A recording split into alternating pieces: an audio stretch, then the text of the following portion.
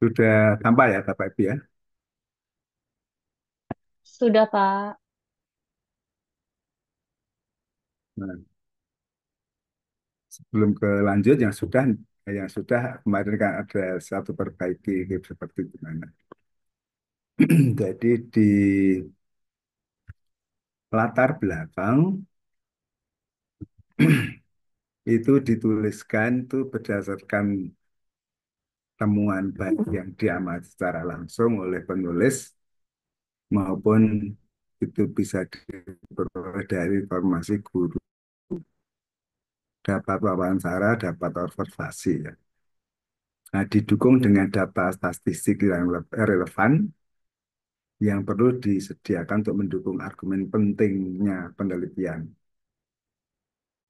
Kemudian, kutipan pendapat pengertian dapat ditulis pada latar belakang, namun sifatnya singkat dan teori konsep lebih detail di bab 2. Menuliskan poin-poin paragraf akan lebih terarah. Nah, bentuk penulisan latar belakang itu kemarin, ya artinya secara umum, itu adalah kerucut terbalik. Di atas alasnya itu bentuk secara umum. Kemudian di tengah itu ada gap masalah, kemudian didukung dengan satu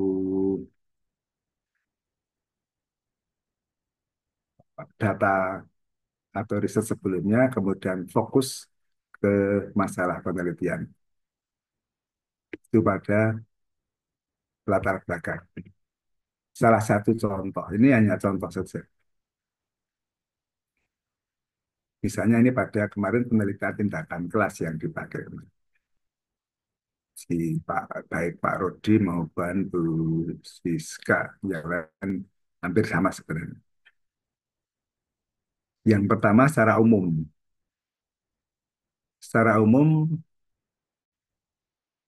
misalnya tentang tujuan pendidikan, salah satunya matematika di dalam satu paragraf. Kemudian pentingnya matematika ini bukan format tapi ini karena hanya dari umum aja dari tujuan pentingnya matematika, kemudian tujuan matematika ini hasil belajar. Kemudian salah satu tujuan matematika hasil belajar ini ke masingnya. Itu secara umum. Itu ada di dalam kurikulum. Mungkin kalau di ini secara tujuan matematika secara lokal, internasional, ada di situ. Baru setelah dari situ eh, ada masalah. Oh, hasil belajar rendah misalnya dari situ. Itu dari data observasi. Kondisi pembelajarannya seperti apa? Nah, itu bisa dari wawancara. Nah, kemudian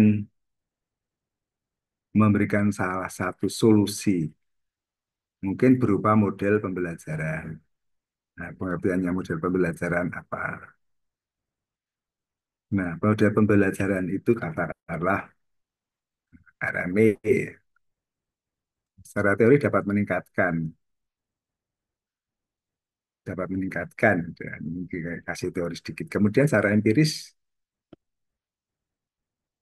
didukung adalah teman-teman riset sebelumnya memang dapat meningkatkan. Terus simpulan penelitian itu di latar belakang.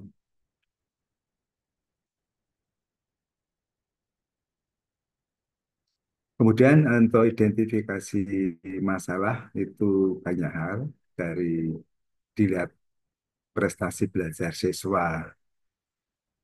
Ini bisa dilihat dari masih rendah, eh, mungkin dari observasi, dari wawancara.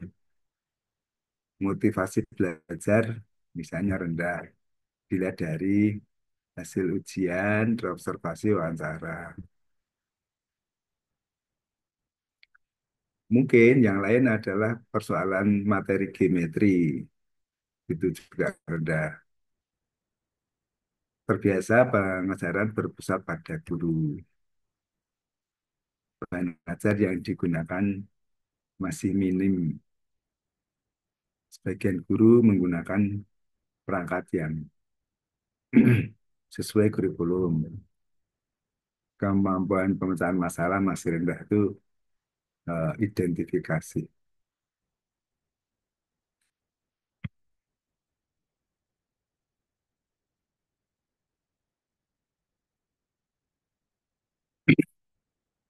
Nah, kemudian dari situ kan akan nanti dirumuskan eh, masalah. Rumusan masalah yaitu menjawab persoalan yang nanti akan ditindaklanjuti di dalam pelaksanaan penelitian. Rumusan masalah nanti adalah berbentuk bentuk bentuk pertanyaan, bentuk pertanyaan yang operasional. Berikutnya pada bab 2 kajian teori. Memuat teori variabel yang harus dipublikasikan. Nah, sebelumnya ini di latar belakang tadi kalau menggunakan penelitian sebelumnya jangan terlalu tua. Ya paling tidak tuh 5 sampai 10 tahun masih oke. Tapi kalau sudah 15 tahun, 20 tahun itu sudah tidak relevan lagi dalam. Jadi diusahakan karena meyakinkan ke pembaca. Bab 2 sumber berasal dari buku teks kamus.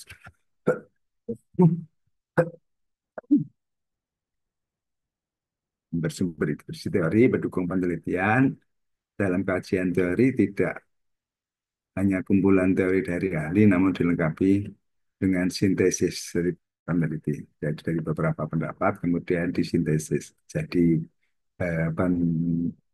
penelitian inti atau RMI sifatnya adalah dan seterusnya.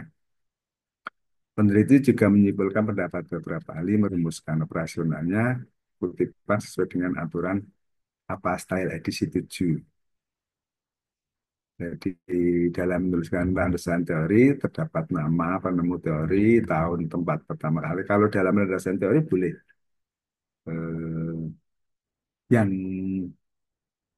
ya sebenarnya masalahnya semua boleh menggunakan tahunnya sudah lama karena biasanya berupa buku.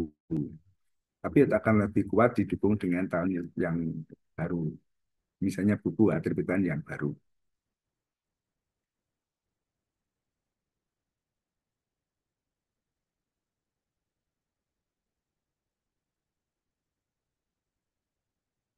Di landasan teori, kajian teori misalnya tentang belajar dan pembelajaran matematika, terus kemampuan berpikir kritis, problem based learning, perangkat pembelajaran, model pengembangan, kriteria perangkat.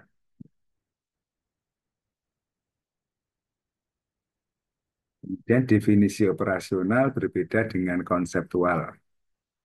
Eh, Kalau konseptual ya tinggal kita ambil dari pendapat siapa. Secara operasional itu definisi yang akan digunakan sesuai dengan instrumen-instrumen di penelitian.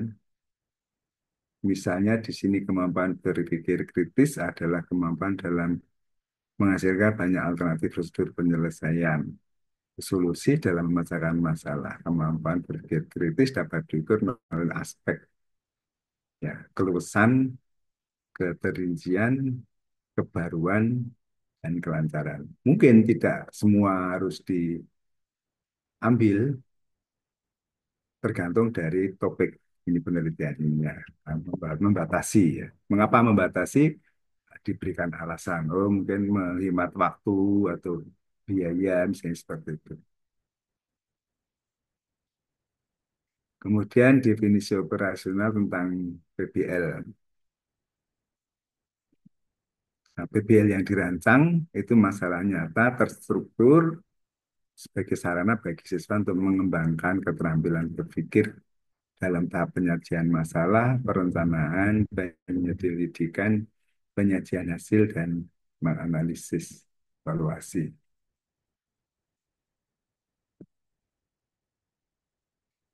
Kemudian di kajian teori ada penelitian yang relevan, itu tinggal diambil. Kemudian ada materi, kemudian dari kerangka pikir. Nah, yang dimaksud kerangka pikir di sini berisi gambaran umum penelitian yang dikaji dari latar belakang, artinya berangkat dari masalah, kemudian secara teori alternatif solusi permasalahannya, kemudian apa yang diharapkan dihasilkan. Itu biasanya dinyatakan dalam diagram, kemudian dideskripsikan.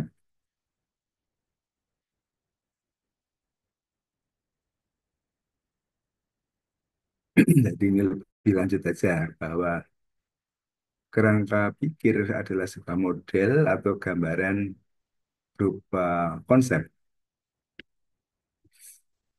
yang menjelaskan tentang hubungan antar variabel yang satu dengan variabel yang lain. Kalau cuma satu variabel nggak usah pakai kerangka pikir. Dua variabel itu paling tidak. Kerangka pikir dibuat dalam diagram skema untuk mempermudah memahami beberapa variabel data yang dipelajari pada tahap selanjutnya.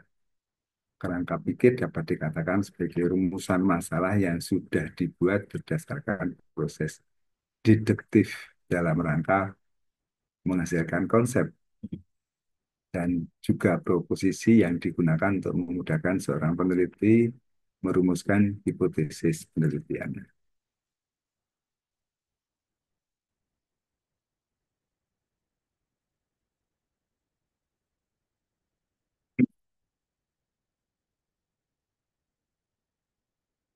Nah, dari kerangka pikir tersebut, apabila sudah mendapatkan tentang penelitian yang menyusun skema kerangka pikir, maka selanjutnya dituliskan hipotesisnya.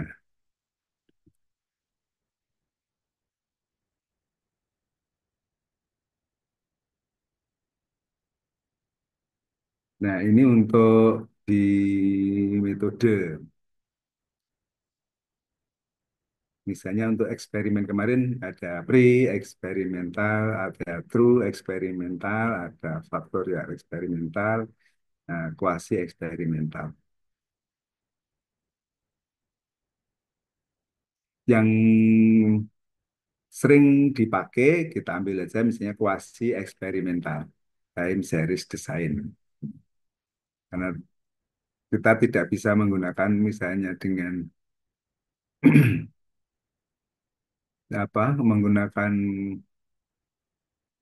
true eksperimental kan di kelas ya kita fokus ke kuasi eksperimental time series design atau non equivalent control group design.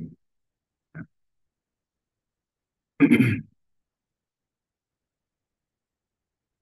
kalau yang pertama itu desain sekelompok itu digunakan penelitian tidak secara random sebelum diberlakukan.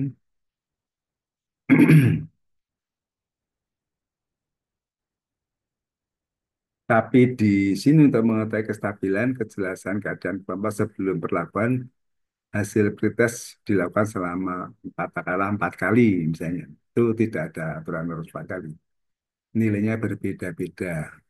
Yang terjadi tersebut itu keadaannya labil, artinya karena nilainya berbeda-beda. Nah, keadaan kelompok dapat diketahui dengan jelas, maka baru di treatment. Nah, desain penilaian ini hanya menggunakan satu kelompok saja sehingga tidak memerlukan kelompok kontrol. Itu yang pertama. Nah, yang bagus kalau hasil pretest baik itu hasil pretest pertama, kedua, ketiga, empat itu sama. hasil perlakuan yang baik adalah G5, G6, G7, besarnya pengaruh itu akan terjadi dari G5, G6, G7, G8, minus G1, G2, G3, G4. Nah, ini akan dihitung misalnya nanti pakai melihat dengan end gain.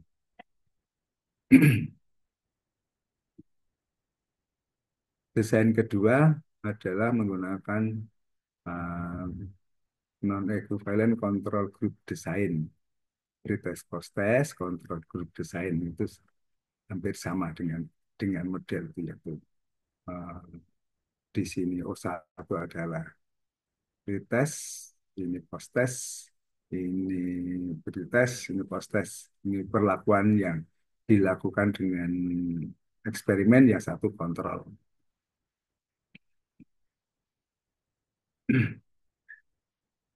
Dicontohkan di sini nah, pengaruh perlakuan senam pagi terhadap kesehatan dosen. Dalam penelitian ini kelompok dosen selanjutnya dari satu kelompok disebut yang setengah diberi perlakuan senam pagi setiap hari dan setengah pagi tidak. Nah, O1, O3 merupakan derajat kesehatan dosen sebelum hanya pretest. O2 adalah derajat kesehatan dosen tahun 6 selama 1 tahun G4 derajat yang tidak diberi perlakuan senam pagi. Nah, terjadi pengaruh ya derajat kesehatan dosen. O2 itu O4, O3 secara garis besarnya. Kemudian untuk pengambilan sampel, sampel probability sampling dan non probability. Ya,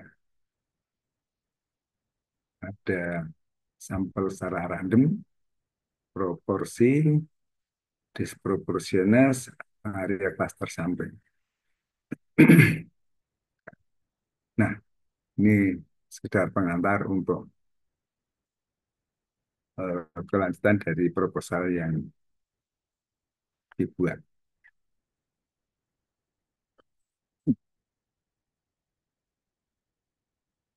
Oke, baik. Kita lanjut ke sejauh mana progres eh, penyusunan proposal yang sudah dibuat. Yang berikutnya kemarin sudah Pak Rodi, Bu Siska, silakan lanjut yang berikutnya.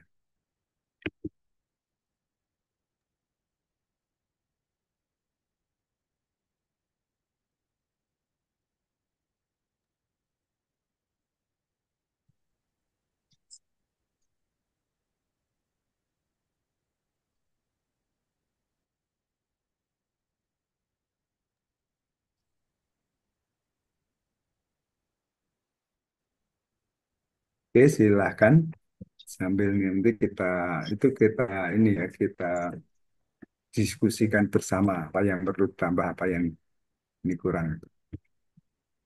Baik, Sampaikan. Pak. Saya coba ya, Pak.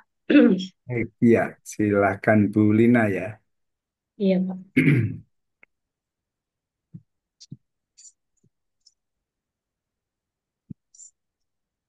Izin share screen ya, Bos.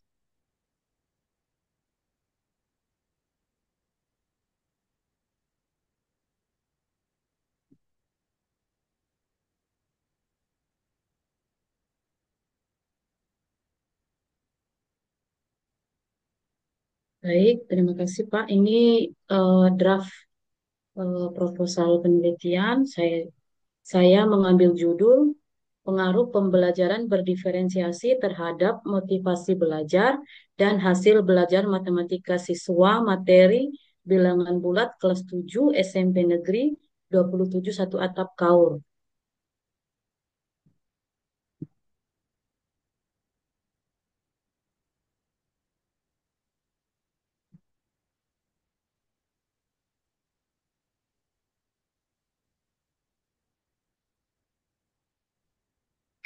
Satu pendahuluan. Ini latar belakangnya, tapi belum belum belum terperinci sesuai dengan yang tadi, Pak. Karena tadi baru Nggak apa-apa. baru dapat Ya. bahannya. Jadi di sini di latar belakangnya, yang pertama saya menyampaikan secara umum dulu, Pak, mengenai kurikulum. Jadi eh, perubahan di dunia pendidikan, terutama dalam kurikulum di Indonesia, selalu mengalami perkembangan untuk mencapai kemajuan.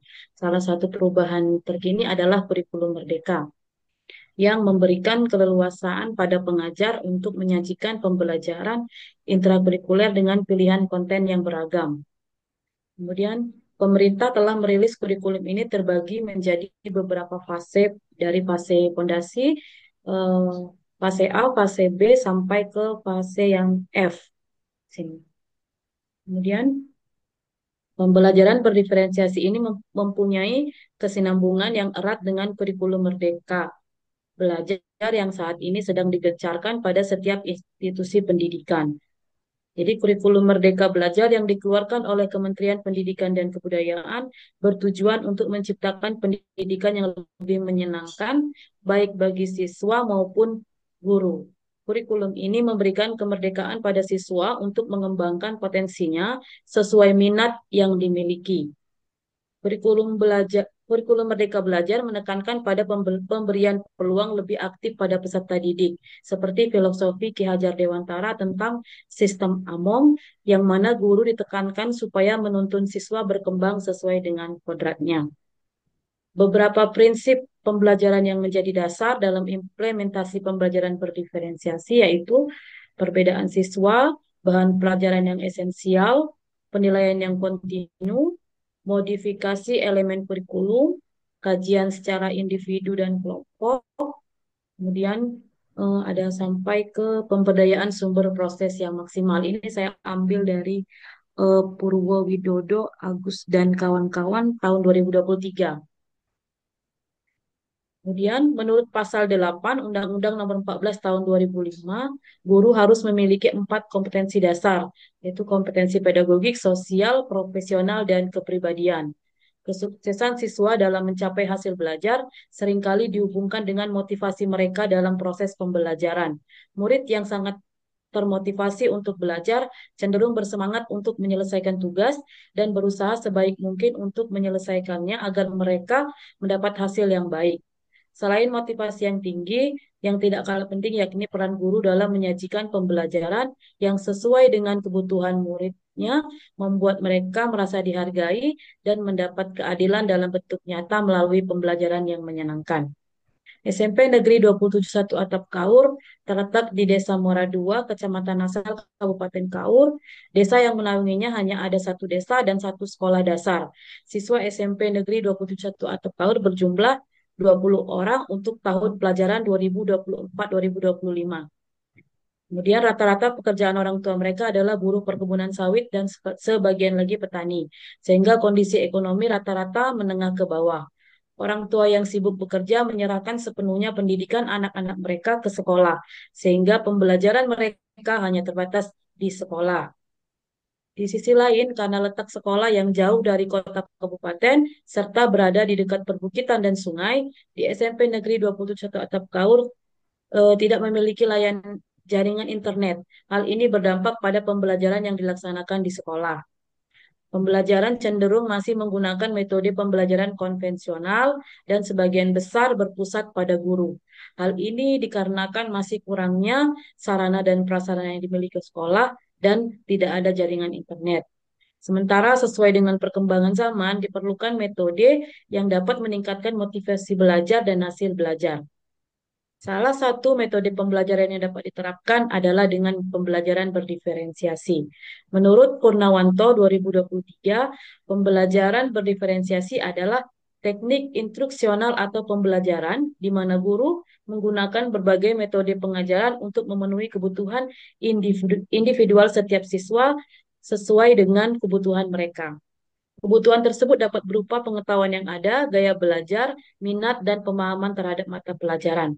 Tujuan pembelajaran berdiferensiasi adalah untuk mengembangkan karakteristik siswa. Hal ini disebabkan oleh karena setiap siswa memiliki perbedaan karakter dan emosional. Penerapan pembelajaran berdiferensiasi diharapkan dapat meningkatkan hasil belajar, pemahaman konsep kreativitas, prestasi, minat, dan motivasi belajar. Motivasi belajar merupakan dorongan internal yang mendorong siswa untuk terlibat aktif dalam kegiatan belajar. Motivasi belajar akan mendorong siswa untuk lebih aktif dan lebih fokus dalam belajar. Rendahnya motivasi belajar siswa berdampak negatif pada aktivitas belajar mereka, yang pada akhirnya akan menurunkan hasil belajar. Oleh karena itu, diperlukan upaya untuk meningkatkan motivasi belajar siswa agar mencapai prestasi optimal.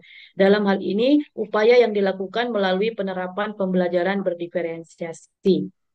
Hasil belajar dapat diartikan sebagai hasil dari proses belajar mengajar, baik kognitif, afektif, maupun psikomotor, dengan penilaian yang sesuai dengan kurikulum pembelajaran lembaga pendidikan.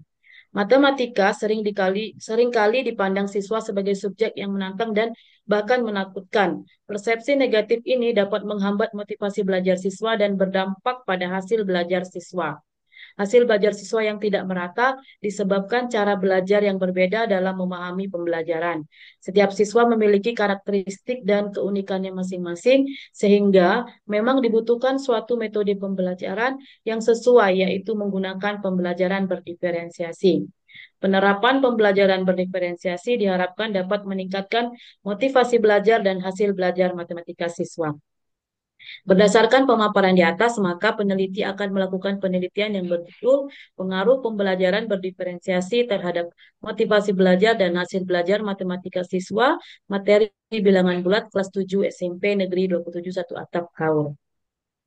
Berikutnya untuk identifikasi masalah.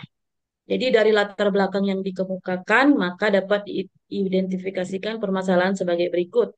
Yang pertama, motivasi belajar siswa masih rendah. Karena hal ini dikarenakan banyak siswa yang merasa matematika itu pelajaran yang sulit dan membosankan. Yang kedua, hasil belajar matematika siswa yang tidak merata disebabkan cara belajar yang berbeda dalam memahami pembelajaran. Yang ketiga, siswa mengalami kesulitan dalam memahami materi matematika secara khusus pada materi bilangan bulat. Yang keempat, pembelajaran di kelas masih cenderung berpusat pada guru atau teacher center. Kelima, karakteristik siswa yang berbeda-beda. Kemudian yang keenam, tidak ada jaringan internet. Dan yang ketujuh, sarana dan prasarana sekolah yang masih belum memadai. Pembatasan masalah. Agar penelitian yang dilakukan lebih terarah dan fokus dengan mempertimbangkan materi, keterbatasan, baik dalam bentuk biaya, tenaga, dan teori-teori, maka penelitian ini membatasi pengaruh metode pembelajaran berdiferensiasi hanya pada aspek motivasi dan hasil belajar matematika siswa materi bilangan bulat. Penilaian motivasi siswa hanya mencakup motivasi yang diukur dengan angket dan hasil belajar diukur menggunakan tes objektif yang mencakup materi yang diajarkan dengan metode pembelajaran berdiferensiasi. Rumusan masalahnya, yang pertama, apakah ada pengaruh metode pembelajaran berdiferensiasi terhadap motivasi belajar siswa? Yang kedua, apakah ada pengaruh metode pembelajaran berdiferensiasi terhadap hasil belajar matematika siswa? Karena tadi rumusan masalahnya ada dua, jadi tujuan penelitiannya juga ada dua. Yang pertama untuk mengetahui pengaruh metode pembelajaran berdiferensiasi terhadap motivasi belajar siswa. Yang kedua untuk mengetahui pengaruh metode pembelajaran berdiferensiasi terhadap hasil belajar matematika siswa. Kegunaan penelitian ada yang manfaat teoritis, digunakan dalam pengembangan teori pembelajaran dengan dampak jangka panjang dan seterusnya. Kemudian manfaat praktisnya bagi penulis bisa menjadi sarana yang berguna untuk meluaskan wawasan dan pengalaman langsung dalam menganalisis pengaruh pembelajaran berdiferensiasi terhadap motivasi belajar dan hasil belajar matematika. Bagi peneliti dapat menjadi referensi untuk penelitian yang relevan. Untuk sekolah dapat menjadi bahan untuk merefleksi dan memperbaiki proses pelaksanaan dan evaluasi pembelajaran matematika, secara khusus pembelajaran berdiferensiasi. 4, bagi guru dan calon guru dapat digunakan sebagai bahan penilaian untuk pembelajaran matematika berdiferensiasi di kelas Tujuh. Itu Pak. Oke, baik Lanjut. ya. Ini bab duanya nanti Pak ya.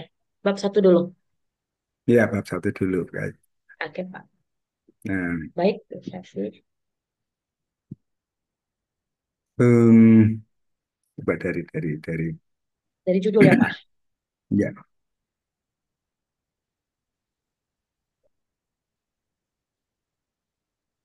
ya dari judul oke ya, sudah menggambarkan apa yang akan dilakukan di dalam penelitiannya hasil belajar matematika bilangan bulat. Oke. Kemudian di berikutnya di latar belakang tadi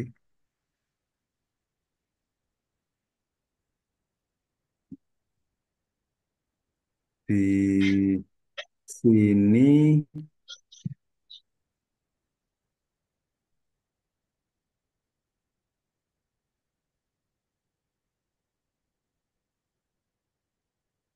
ya salah satu pembaharan kurikulum merdeka ya ini di sumber Ya sumber Pak. ini ya. sumber sumbernya perlu dituliskan itu ya kan Oh kurikulum iya Pak. ini secara bentuk umum. Oke.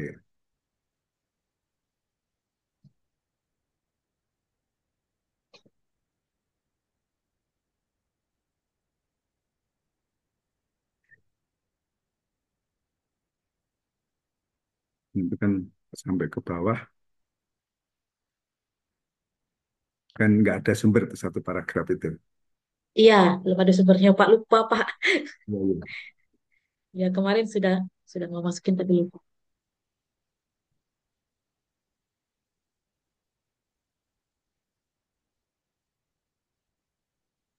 Pembelajaran berdiferensi.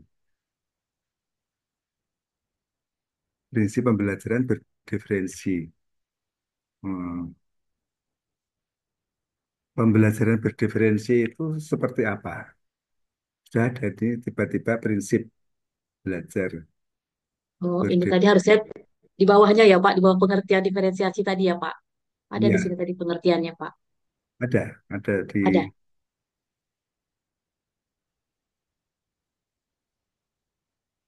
ada tadi Pak. Ah, di sini Pak, di paragraf ber. Nih Pak.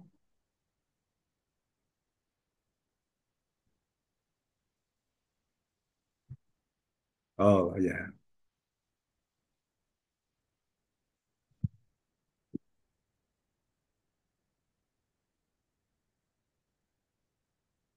Oke, lanjut. Berarti yang tadi harusnya di bawah ini ya Pak. Yang prinsipnya tadi ada di bawah sini. Di bawah Ya, pengertian ini saya Pak. pikir yang penting ada tadi ya betul. Iya, Nanti tiba-tiba prinsip iya Pak. oh diferensiasi terus setelah itu ada sifat atau karakter si prinsipnya kan gitu. Iya.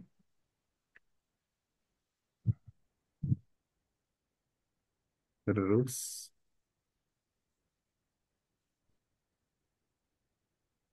Terus di bawahnya menjelaskan motivasi belajar Pak. Motivasi belajar dengan hasil belajar. Tuh, kemudian sesi. motivasi belajar.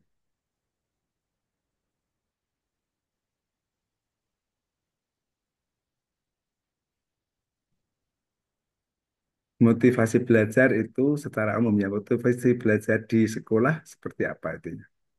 Oh, iya. Di sekolah tadi ada di mana tadi? Ada. Ada sih tadi Pak. Tapi sedikit tadi Pak, cepat secara umum. Oh, jadi di ini kan ya Pak nanti Pak ya eh, Ya, karena bisa persoalannya buat secara khusus ya Pak. karena menjadi persoalannya adalah motif apa yang terjadi dengan motivasi belajar di sekolah. Iya, Kemudian tadi yang kedua hasil belajar kan. Hasil iya Pak. belajar di sekolah seperti apa kan gitu. Iya Pak.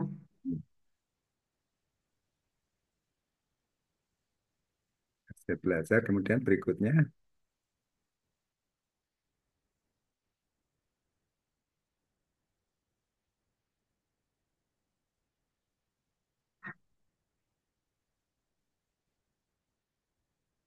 Oke, lanjut. Udah Pak, habis ini kesimpulan terakhirnya kan Pak. Sekarang identifikasi masalahnya Pak. Kemudian di sini riset tentang pembelajaran berdiferensiasi Hmm. sebelumnya tambahkan itu Bu. Oh iya Pak. Jadi artinya riset pembelajaran berdiferensi sebelumnya meningkatkan hasil belajar oleh siapa, Oh iya Pak. siapa lagi. Itu untuk Itu nanti Pak perlu dicantumkan judulnya atau enggak Pak? Atau enggak enggak, usah? Atau enggak misal, usah, oh iya. enggak usah. Tapi bahwa riset itu telah dilakukan dan seperti apa hasilnya meningkatkan hasil belajar. Tahunnya Oh iya ada Pak. kan penulisnya tanya. Siap Pak. Identifikasi masalah, oke. Lanjut pembatasan masalah.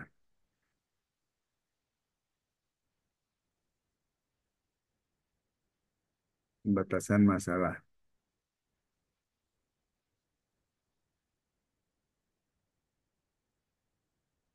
Hmm.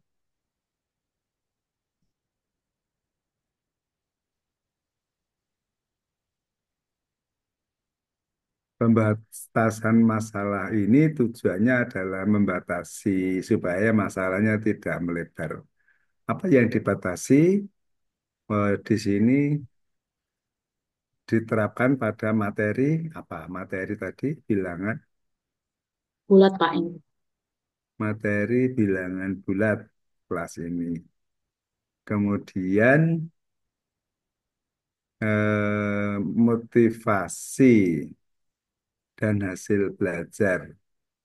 Hasil belajar matematika yang dibatasi, hasil belajar yang sifatnya kognitif kan ya. Iya Pak. Kognitif itu menjadi membatasi masalah. Jadi tidak mengurus yang afektif, yang psikomotorik. Itu Iya Pak. dipertegas di pembatasan masalah. Kemudian masalah motivasi belajar. Ya, intinya yang membatasi masalahnya. Oke, selanjutnya rumusan. Apakah ada pengaruh? Nah, di atas tadi pendekatan, ini metode ya kalau nggak salah. Metode Pak. Di atas tadi metode. Iya. Metode pembelajaran berdiferensiasi.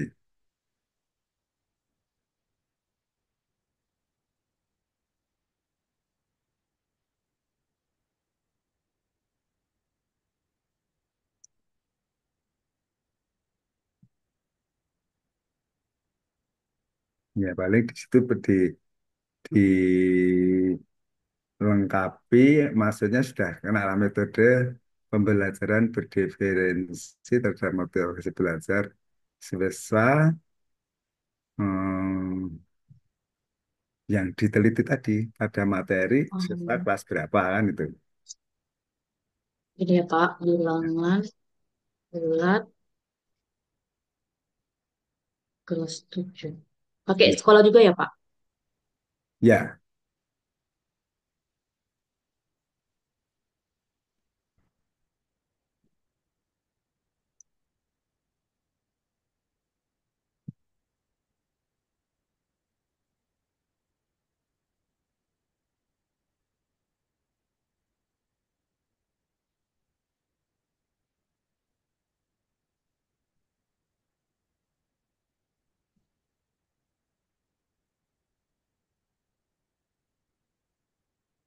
ya. Tujuan menyesuaikan saja, hanya diganti untuk mengetahui ke Ya. ya.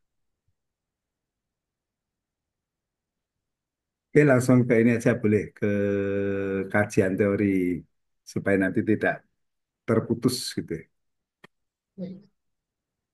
Tapi belum selesai ya Pak kajian teorinya. Nggak apa-apa. Baik, saya lanjut ke bab kedua di kerangka teoritik.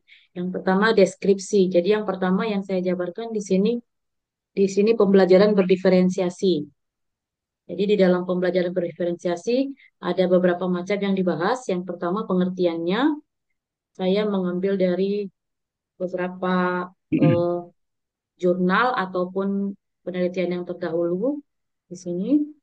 Menurut Purwowidodo tahun 2023, diferensiasi pada awalnya dicetuskan oleh Tomlinson pada tahun 1999. Tomlinson mengatakan bahwa dalam pembelajaran berdiferensiasi ini, guru dapat menggunakan banyak kegiatan yang bermacam-macam untuk memenuhi semua kebutuhan pembelajar. Namun, diferensiasi ini sendiri sesungguhnya sudah ada sejak zaman dahulu. Ki Hajar Dewantara, Menteri Pendidikan pertama Indonesia, memiliki sebuah gagasan yakni pendidikan yang menghargai perbedaan karakteristik setiap anak. Dalam bukunya Pusara 1940, Ki Hajar Dewantara menyatakan tidak baik menyeragamkan hal-hal yang tidak perlu atau tidak bisa diseragamkan. Beliau berpendapat perbedaan kemampuan, bakat, hingga keahlian seharusnya difasilitasi dengan bijak. Prinsip inilah yang sama dan sejalan dengan pembelajaran diferensiasi. Jadi satu paragraf ini Pak saya ambil dari Purwo Widodo. Oke. Berikutnya pengertian pembelajaran diferensiasi menurut Marlina tahun 2020 ini buku Pak. Jadi saya eh, ambil dari buku yang dikarang oleh Marlina. Pembelajaran berdiferensiasi adalah proses siklus mencari tahu tentang siswa dan merespon belajarnya berdasarkan perbedaan yang dimiliki setiap siswa. Perbedaan yang dimaksud berdasarkan minat, bakat, motivasi, dan gaya belajar siswa. Pembelajaran berdiferensiasi merupakan upaya untuk menyesuaikan proses pembelajaran di kelas untuk memenuhi kebutuhan belajar setiap individu. Penyesuaian tersebut terkait minat, profil belajar, dan persiapan siswa untuk mencapai peningkatan hasil belajar. Ini saya ambil dari Herwina tahun 2021, jurnal kalau nggak salah. Lanjut, saya ambil lagi dari Marlina. Marlina 2020 mengklasifikasi definisi dari pembelajaran berdiferensiasi sebagai berikut. Ini saya ambil aja tadi tabelnya dari Marlina, Pak, bukan ngetik ulang, gitu. Jadi saya ambil eh, karena atasnya saya kasih memang Marlina yang apa namanya yang mempunyai ini Pak. Jadi ini klasifikasi pembelajaran berdiferensiasi. Ada fleksibel, kemudian memberikan tugas sesuai dengan minat dan kesiapan, pembelajaran didasarkan pada asesmen dan kebutuhan, kemudian siswa belajar berdasarkan tujuan kurikulum yang sama namun kriteria keberhasilannya bervariasi, siswa menentukan sendiri cara belajarnya dan kegiatan pembelajaran terstruktur. Yang sebelahnya pembelajaran tidak berdiferensiasi. Ya, labeling, kemudian menganggap siswa tidak mampu mengerjakan tugas dan berpikir tingkat tinggi, pembelajaran tidak didasarkan pada asesmen dan kebutuhan belajar, siswa belajar dengan tujuan kurikulum yang berbeda, guru bertanggung jawab penuh dengan cara belajar siswa, dan kegiatan pembelajaran tidak terstruktur. Berikutnya, masih pengertian menurut Rintayati, ini juga buku tahun 2022, pembelajaran berdiferensiasi adalah cara untuk mengenali dan mengajar sesuai dengan bakat siswa yang berbeda dan gaya belajar. Pembelajaran diferensiasi dapat berhasil jika dimulai dengan perencanaan yang baik. Langkah awal untuk melaksanakan pembelajaran berdiferensiasi adalah memetakan kebutuhan belajar peserta didik atau siswa. Kebutuhan belajar siswa tersebut dapat dikategorikan menjadi tiga aspek. Yang pertama adalah kesiapan belajar, kemudian yang kedua kebutuhan belajar sesuai minat dan bakat, kemudian yang ketiga setiap siswa memiliki minat dan bakat yang berbeda-beda ini maksudnya. Misalnya di bidang seni, olahraga, matematika, atau sains. Selanjutnya, pemetaan kebutuhan belajar dari aspek profil belajar. Siswa memiliki tujuan sebagai upaya memberikan kesempatan kepada siswa untuk dapat belajar secara aktif, efektif, efisien, dan natural. Kemudian, pembelajaran berdiferensiasi merupakan, jadi yang ini saya coba-coba gabung-gabungin Pak. Jadi saya coba sedikit apa namanya kesimpulan dari saya, pembelajaran berdiferensiasi merupakan usaha untuk menyesuaikan proses pembelajaran di kelas untuk memenuhi kebutuhan belajar setiap peserta didik. Pembelajaran diferensiasi bersifat fleksibel, yang artinya siswa belajar dengan teman sebaya yang sama atau berbeda kemampuan sesuai dengan karakteristik dan minatnya.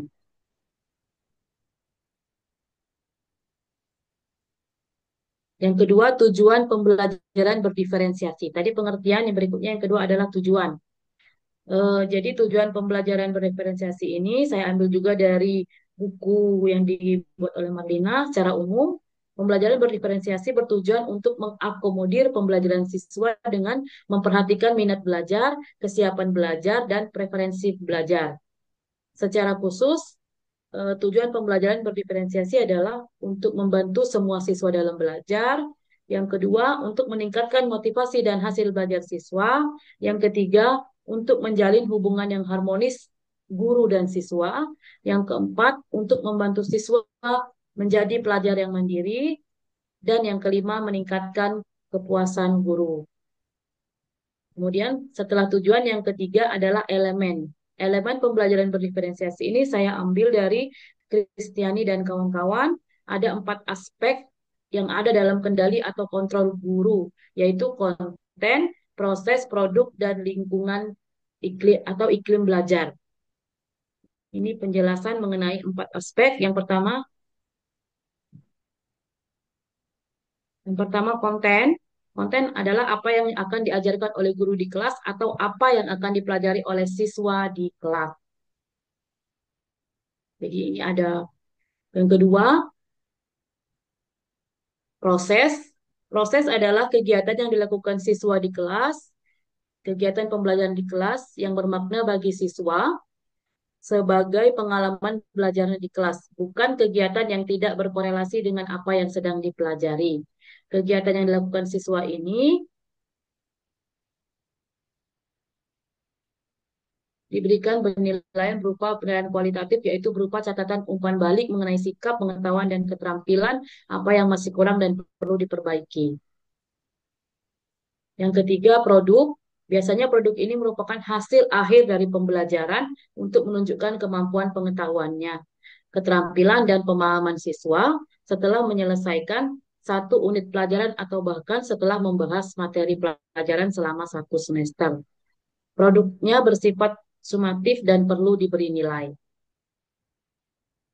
Guru merancang produk apa yang akan dikerjakan oleh siswa sesuai dengan pengetahuan, pemahaman, dan keterampilan yang harus ditunjukkan oleh mereka. Yang keempat, lingkungan belajar. Diferensiasi dalam lingkungan belajar diartikan juga dengan iklim kelas, termasuk di dalamnya operasi dan nada ruang kelas, aturan kelas, penataan furnitur, pencahayaan, prosedur, dan semua proses mempengaruhi suasana kelas. Ini dalam Mapina 2020. Lingkungan belajar yang dimaksud meliputi susunan kelas secara personal, sosial, dan fisik. Ini dari Kristiani dan kawan-kawan. Berikutnya yang keempat, pembelajaran berdiferensiasi berdasarkan perspektif siswa. Jadi di sini pembelajaran berdiferensiasi menjelaskan keragaman siswa dipandang dari 3 aspek yang berbeda, yaitu kesiapan, berarti sejauh mana kemampuan pengetahuan dan keterampilan siswa dalam mencapai tujuan pembelajaran. Jadi guru perlu bertanya apakah yang dibutuhkan oleh peserta didiknya sehingga mereka dapat berhasil dalam pelajarannya. Kedua, minat. Minat memiliki peranan yang besar untuk menjadi motivator dalam belajar. Guru dapat menanyakan kepada siswa apa yang mereka minati, hobi atau pelajaran yang disukai oleh siswa. Di sini siswa SMP. Kemudian yang ketiga, profil belajar. Profil belajar siswa mengacu pada pendekatan atau bagaimana cara yang paling disenangi siswa agar mereka dapat memahami pelajaran dengan baik. Ada siswa yang senang dalam belajar dengan kelompok besar, ada yang senang berpasangan atau kelompok kecil, atau ada juga yang senang belajar sendiri. Di samping itu, panca indera juga memainkan peranan penting dalam belajar peserta didik. Ada siswa yang dapat belajar lewat pendengaran atau auditori, ada yang harus melihat gambar-gambar, atau ada yang cukup melihat tulisan-tulisan saja. Namun ada pula siswa yang memahami pelajaran dengan cara bergerak, baik menggerakkan sebagian atau seluruh tubuhnya atau kinestetik. Berdasarkan pemaparan ketiga aspek dalam mengklasifikasi kategori kebutuhan belajar siswa, dapat disimpulkan bahwa mengoptimalkan kegiatan belajar dan hasil belajar siswa, maka diperlukan pembelajaran yang dikembangkan sesuai dengan kebutuhan dan karakteristik siswa. Seorang guru juga dituntut untuk lebih memperhatikan setiap siswa dalam kegiatan pembelajaran di kelas agar terjadi suasana pembelajaran yang efektif, efisien, nyaman, dan menyenangkan. Itu pemaparan mengenai pembelajaran berdiferensiasi. Kemudian materi yang kedua, Di situ di apa? sumber ya tadi terlalu panjang sumbernya kok jadi hilang gitu.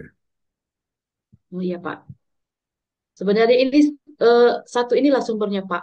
Sampai 1, 2, 3 ini. Satu, Kristiani ini. satu buku itu ya. Nah, itu. Oh, di situ. Ya oke lah masih masih boleh. Ya. 1, 2, 3 ini Pak. Itu Kristiani. Ya. Ya, lanjut, Bu. Oke. Yang kedua, motivasi belajar. Jadi motivasi belajar ini pengertian motivasi belajar. Ini saya ambil dari UNO 2007. Ini juga buku Pak. Ya. Menjelaskan hakikat motivasi belajar adalah dorongan internal dan eksternal pada siswa yang sedang belajar untuk mengadakan perubahan tingkah laku yang pada umumnya dengan beberapa indikator atau unsur yang mendukung. Dalam hal ini, motivasi belajar memiliki peranan besar dalam keberhasilan seseorang dalam belajar.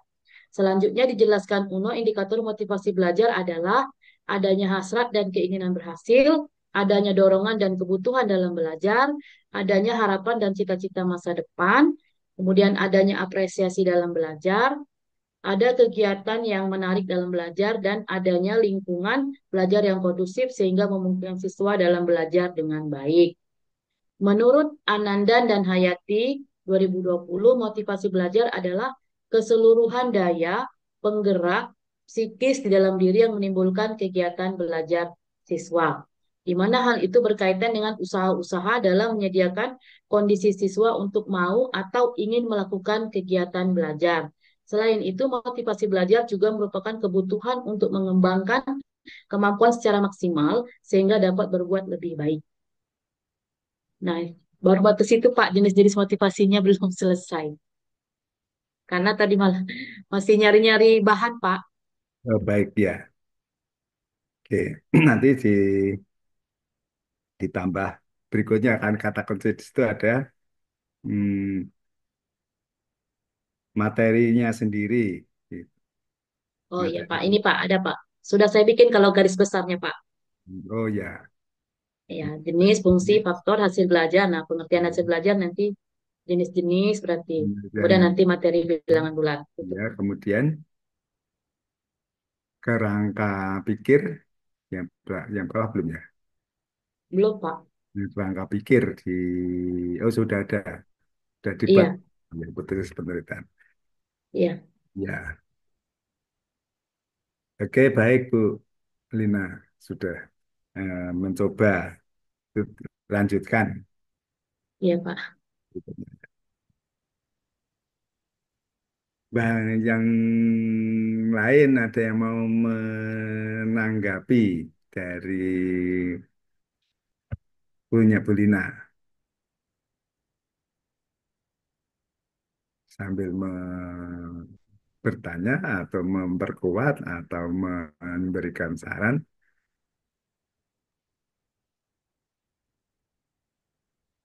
Cek,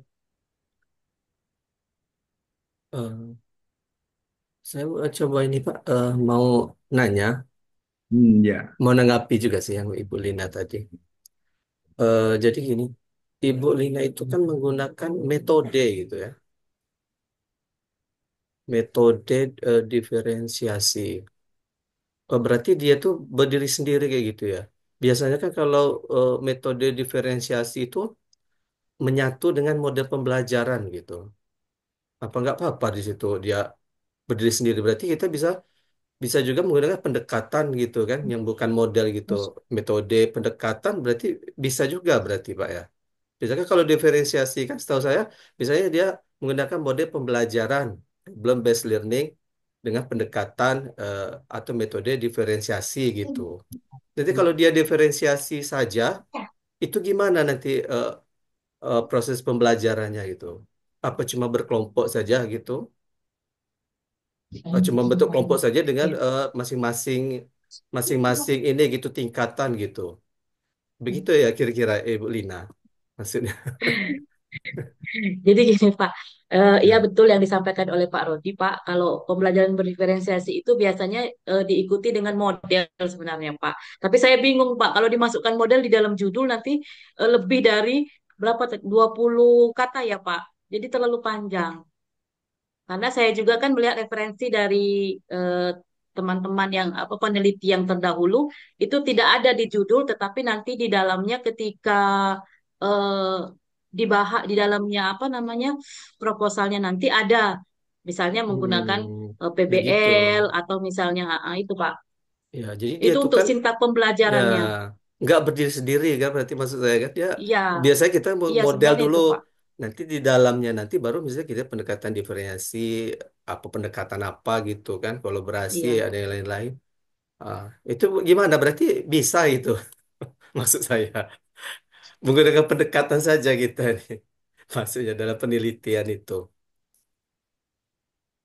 Enggak, nanti saya di dalamnya kan nanti Ah, tetap membuat seperti modul ajar kan Pak di dalamnya ini. Kalau ya. kalau ini nanti kan hanya sebatas ini memang batas tiga. Tapi seandainya nanti pun ini lanjut atau dibuat sebuah jurnal, nanti rencananya kan modul ajar. Nah di dalam modul ajar kan nanti ada sintaks pembelajaran atau langkah pembelajaran.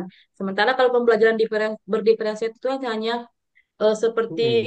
ya itu tadi seperti pengelompokan siswa intinya seperti berdasarkan Mm-mm, mm-mm. kesiapan, minat dan profil belajar murid. Nah, jadi tetap saya akan masukkan kayak model pembelajarannya Pak, misalnya menggunakan saintifik atau menggunakan eh, Mm, mm-mm. PBL gitu. Rencananya sih lebih ke PBL rencananya Pak. Tapi saya bingung nanti masukkannya Nah kemana itu gitu Pak di berarti dalam proposalnya. berarti Apa harus di kerangka teoritik atau di mananya gitu, Pak? Oke, ya. eh, saya menambahkan. Tadi di awal memang saya sangkut metode. Nah, saya tadi lupa di atas sehingga muncul ditanya Pak Rodi. Metode Mm-mm. itu memang lebih spesifik ya, metode lebih mm-mm. spesifik, teknik kan gitu. Sementara pembelajaran berdiferensi itu sebuah satu pendekatan yang ya different. Sebenarnya kan dari different berbeda. Kemudian different dilihat dari gaya belajar, dilihat dari motivasi, dilihat dari latar belakang siswa, dilihat dari minat, dilihat dari, nah itu sempat beberapa mahasiswa menggunakan diferensiasi karena PPPG waktu itu. Selalu gaya belajar berdiferensi menggunakan gaya belajar kinestetik atau gaya belajar visual kan. Dalam pelasannya dikelompokkan menurut gaya belajar ini. Terus bagaimana membedakannya? Oh, dites, di diagnostik, di tes diagnostik. Oke, ketemu sekelompok gaya belajar kinestetik dan visual. Terus dikelompokkan. Terus setelah itu anak ini gaya belajarnya kan seperti itu. Nanti sampai lulus gaya belajarnya kan begitu. Sampai ke penerimaan pegawai, oh yang dibutuhkan gaya belajar kinestetik. Ya.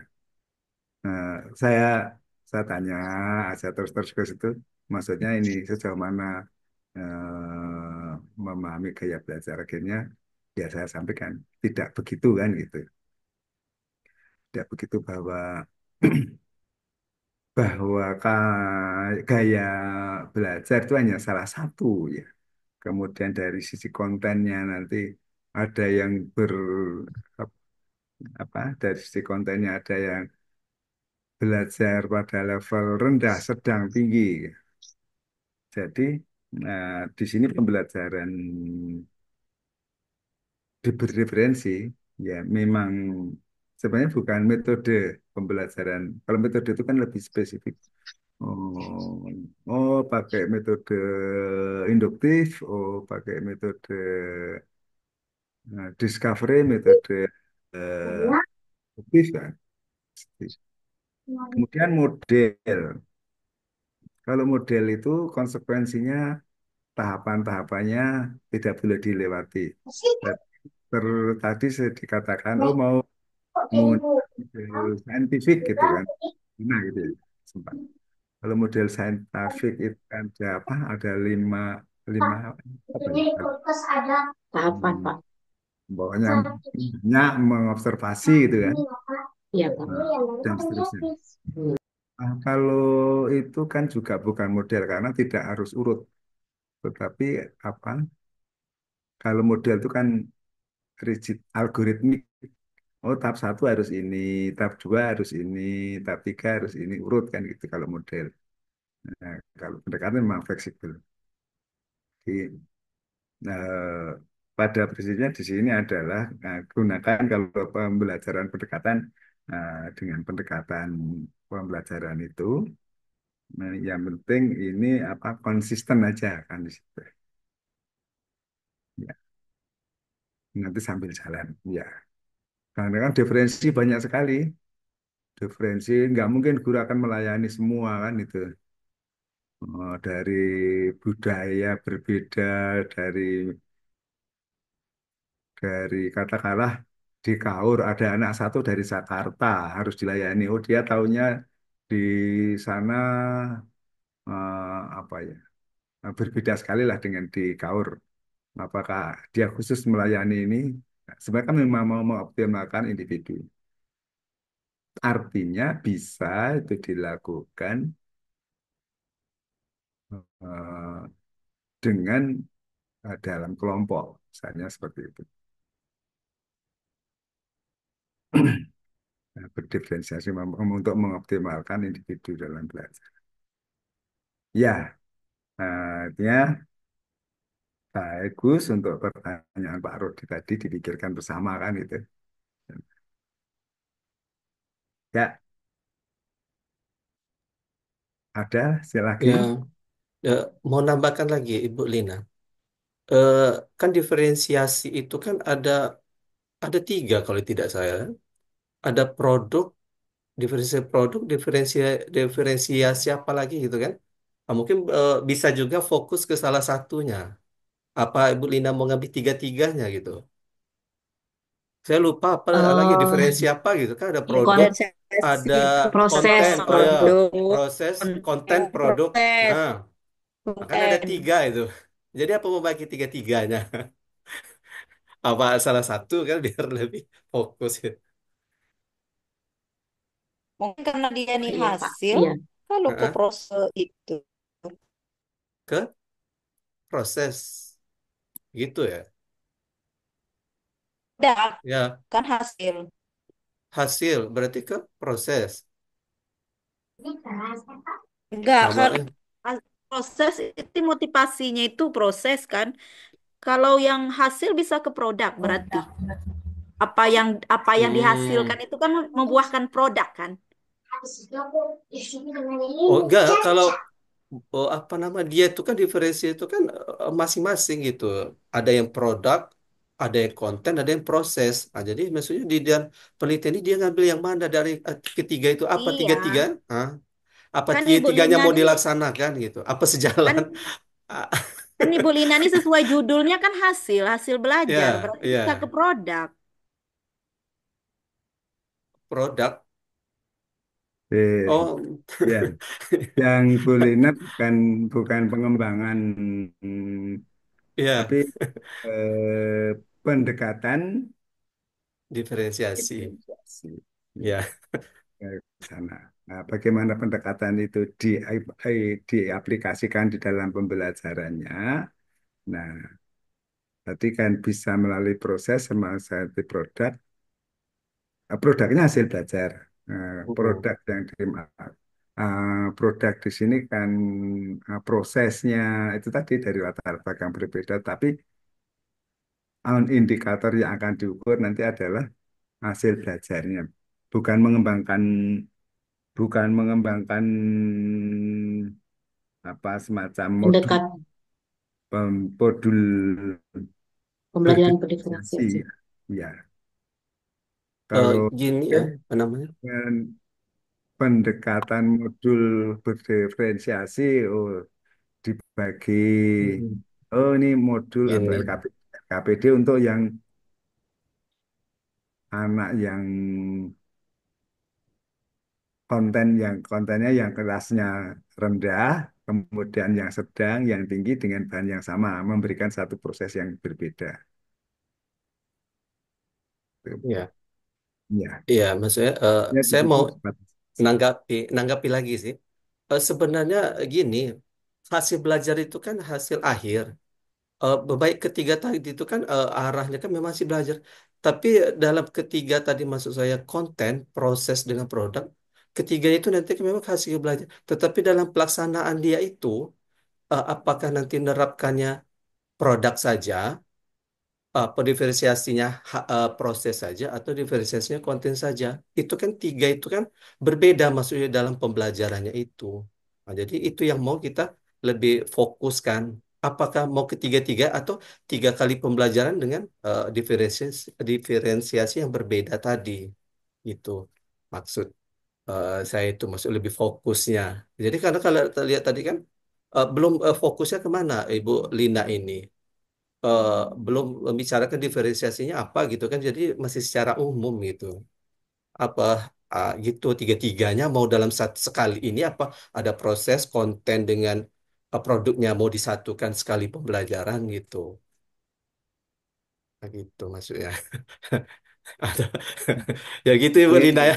Oke Mbak Lina nanti bisa dilanjutkan Bu Lina. menjelaskan Iya, itu kan. Pak. Hmm. Hanya dibatasi itu yang jelas-jelas pembelajaran kita tidak bisa lepas dari proses dan produk. Iya Jadi iya. nanti di dalam nanti hasil yang dimaksud itu setelah dilakukan itu bagaimana hasil di pos Mm-mm. gitu. Itu tergantung nanti di desainnya juga. Pretest, desain pretest Iya, post-test Pak. atau seperti apa. Dan produk hanya untuk sisi hasil belajar dari kontennya saja. Ya. Nah, baik, artinya itu di situlah berkembangnya. Di, Mm-mm. kan. Ya baik, cukup Bu Lina, terima kasih. Ya, Iya, Pak. Terima kasih banyak atas masukannya. satu lagi nampaknya mungkin ya. Silakan Bu siapa? Bapaknya cuma Pak Rodi aja soalnya. Iya. Eh, saya mau mencoba Pak, tapi mungkin saya Ya, ya banyak kesalahan mungkin ya Pak. Jadi mohon tambahannya ya teman-teman atau tanggapannya ya Bapak dan teman-teman semua. pokoknya nggak berpikir salah benar Bu. Mencoba. Iya. Nanti Iya, kalau cari-cari namanya penelitian itu hmm, ya unik ya gitu. iya. Jangan khawatir Ya, baik. dengan salah benernya. Ya. Baik, saya akan coba share screen ya teman-teman.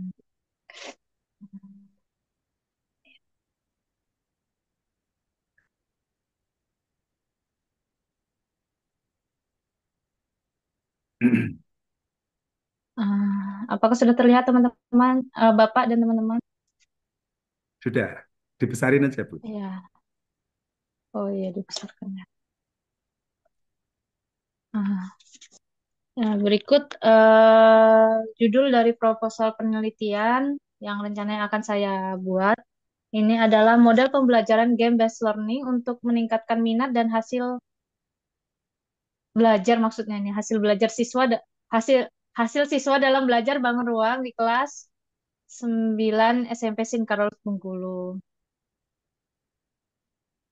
Nah, di latar belakang ini saya langsung menjelaskan mengenai karakteristik siswa SMP dengan rentang usia tertentu dan merupakan usia transisi anak-anak ke remaja, mulai mencari jati diri, mudah membantah dan kontra terhadap peraturan yang dibuat baik di sekolah maupun di rumah, turut mempengaruhi kondisi kelas saat mengajar. Siswa di SMP cenderung mudah terdistraksi dengan keadaan sekitarnya, seperti membicarakan hal lain di luar pembelajaran.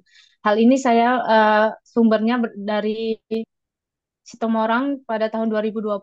Di sumbernya ini menjelaskan lebih rinci mengenai karakter-karakter siswa SMP. Nah, di masa pencarian jati diri siswa pun sering mengalami kemurungan atau motivasi belajar yang rendah, terjadi keminderan atau penyesuaian terhadap dirinya sendiri. Hal ini pun menurunkan motivasi siswa dalam belajar, khususnya belajar matematika. Jika terdapat guru yang menjelaskan dengan model pembelajaran langsung tanpa adanya media pembelajaran atau model pembelajaran menarik, maka siswa akan cenderung bosan dan mencari kesibukan sendiri. Kemudian saya menjelaskan mengenai SMP Singkarolus Bengkulu. SMP Singkarolus Bengkulu ini merupakan salah satu sekolah menengah pertama di Kota Bengkulu dengan rata-rata latar belakang siswa dari keluarga yang mampu. Hal ini membuat sebagian besar siswa di sekolah sudah difasilitasi untuk memiliki gadget sendiri seperti handphone, komputer, bahkan laptop. Hal ini dengan tujuan untuk mendukung siswa dalam pembelajaran. Namun, pemberian gadget pada anak juga memberikan dampak buruk, di mana tanpa pengawasan yang baik dari orang tua dan guru, anak dapat mengakses apapun yang ia mau, termasuk game online yang sedang marak saat ini hingga membuat kecanduan. Saat ini siswa lebih sering memainkan game online dibandingkan untuk mengeksplorasi materi pembelajaran. Game online saat ini merupakan bagian yang sangat adiktif dalam diri siswa. Game seolah-olah mengontrol kehidupan siswa. Kecanduan game online ini pun membuat siswa kurang berkomunikasi, bersosialisasi dengan teman-temannya. Dampak lain game online adalah menyebabkan kecanduan karena game online dirancang menarik dengan gambar dan suara yang menarik. Anak yang kecanduan bermain game online akan memiliki daya tahan tubuh yang rendah akibat kurangnya aktivitas fisik, duduk terlalu lama, terlambat makan, terpapar radiasi. Selain itu, ada beberapa game online memberi contoh buruk seperti kekerasan dan juga pemborosan karena ada beberapa fitur game yang harus membeli. Ini saya mengambil dari sumber Masfiah pada tahun 2019. Dengan maraknya dengan maraknya game online, siswa pun perlahan mulai melupakan permainan tradisional. Bahkan sebagian siswa banyak tidak mengenal atau mengetahui apa saja permainan tradisional. Hal ini sungguh miris karena pada permainan tradisional siswa dapat berkomunikasi, paham akan aturan dan juga menumbuhkan motivasi untuk menang. Ini saya ambil dari sumber Febrianti 2018. Nah, saya langsung masuk ke menjelaskan ke materi bangun ruang. Materi bangun ruang matematika pada kurikulum Merdeka terdapat di kelas 9. Pada materi ini, masalah yang sering terjadi Ya. adalah siswa sulit untuk membayangkan visualisasi dari suatu bangun ruang. Hal ini tentunya memperbesar peluang terjadinya kesalahan dalam pemecahan masalah pada materi ini. Berangkat dari masalah ini, penulis pun hendak menerapkan model pembelajaran game-based learning dalam pelajaran matematika di SMP Singkarolus Bengkulu. Game yang diberikan adalah perpaduan dari game tradisional yaitu engklek dan game berbasis teknologi yaitu Kahoot untuk mengenalkan visualisasi pada materi bangun ruang di kelas 9.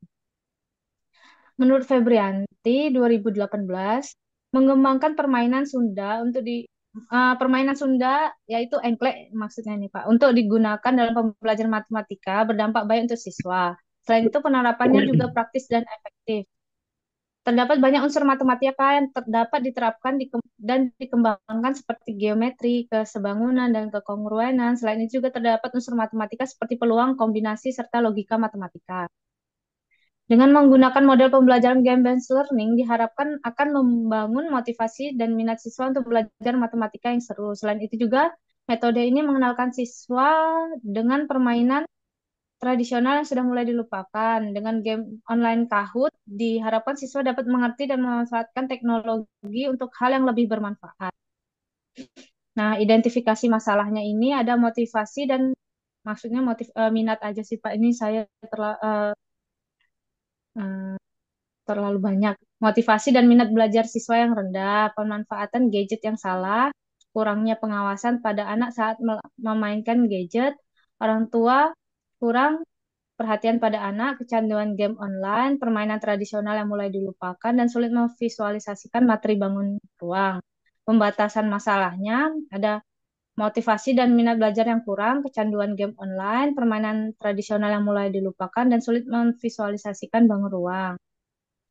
Rumusan masalahnya, apakah terdapat pengaruh model pembelajaran game-based learning terhadap minat siswa SMP Singkarus dalam belajar matematika? Yang kedua, apakah penerapan model pembelajaran game-based learning dapat meningkatkan hasil belajar siswa SMP Singkarus dalam belajar matematika materi bangun ruang? Tujuan penelitiannya mengetahui pengaruh model pembelajaran game-based learning terhadap minat siswa SMP Singkarus dalam belajar matematika. Yang kedua, mengetahui apakah penerapan model pembelajaran game-based learning dapat meningkatkan hasil belajar siswa SMP Singkarus dalam belajar matematika materi bangun ruang. Kegunaan penelitiannya saya belum buat, tapi saya sudah eh, menyicil untuk bab 2, Pak, tapi belum, masih sedikit, Pak. Hanya itu yang bisa saya tampilkan, Bapak dan Bapak Ibu semua. Mohon tanggapannya. Dari atas lagi, Bu Solat. Ya,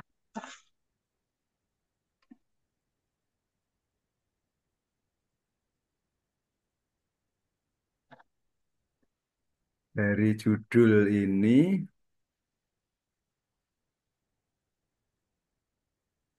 berarti maksudnya penelitiannya adalah model pembelajaran game-based lain untuk meningkatkan minat dan hasil belajar. Minat dan iya minat Pak, harusnya hasil hasil belajar. belajar Ya, hasil belajar siswa pada dalam materi bangun ruang. ya, jadi meningkatkan minat. Ini penelitian tindakan kelas jadinya ya, yang mau dilakukan Bu Sola kan untuk meningkatkan Iya Pak, meningkat minat dan hasil ya. ada materi. Kalau Bu Lina tadi ke eksperimen, ini PTK, ya, model pembelajaran game-based learning untuk meningkatkan minat dan hasil belajar siswa pada materi bangun ruang kelas. Oke ya, tadi dari judulnya kira-kira seperti itu. Kemudian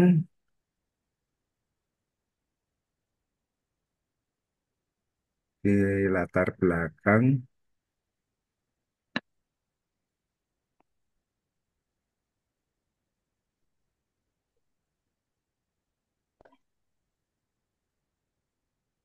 tadi yang terkesan saya lihat itu, misalnya ini, hmm, penulisan satu paragraf satu kalimat. Ternyata setelah saya lihat itu, misalnya paragraf 2 di masa eh, sen- Mencari. terhadap dirinya sendiri titik, kemudian hal ini huruf kecil, jadi kok satu paragraf satu kalimat gitu. Mestinya Oh iya sih, Pak, salah. mestinya huruf besar gitu ya. Terus Iya Pak, berikutnya di matematika jika, hmm, iya tapi tadi memang ada yang satu paragraf satu kalimat. ada Pak. Ya, kan beda. Kalau kalimat itu kumpulan kata-kata yang mengandung arti subjek predikat pakai subjek predikat objek. Nah, kalau paragraf itu kumpulan kalimat itu yang ada tematikanya. Nah, jadi yang satu paragraf dijadikan yang satu kalimat, jangan satu paragraf satu kalimat secara umum. Iya Pak, baik Pak.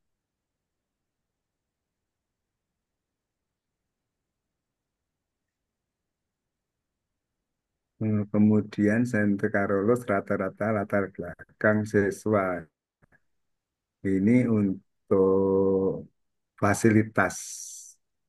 Kemudian untuk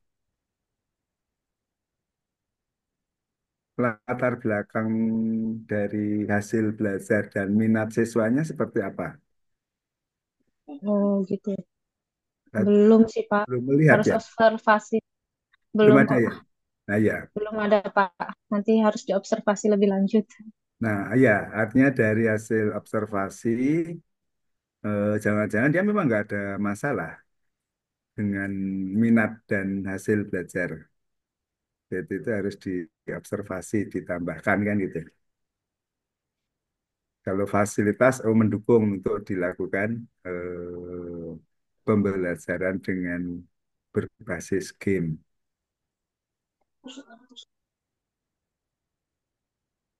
Karena itu menjadi penting. Kalau sudah meningkat, nggak perlu ditingkatkan kan kalau sudah bagus. Nah, Iya. kalau hasil observasi ini kan nanti eh, kapan dilaksanakan, kemudian di kelas berapa, itu, itu eh, kemudian eh, apa yang menunjukkan bahwa hasil belajar rendah itu satu bukti evidennya. Iya.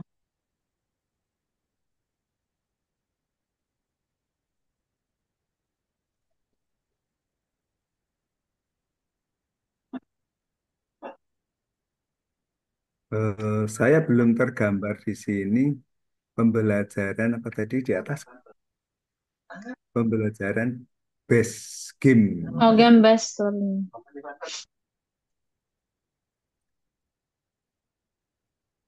game based learning game based learning. Nah, seperti apa pembelajaran game based learning itu?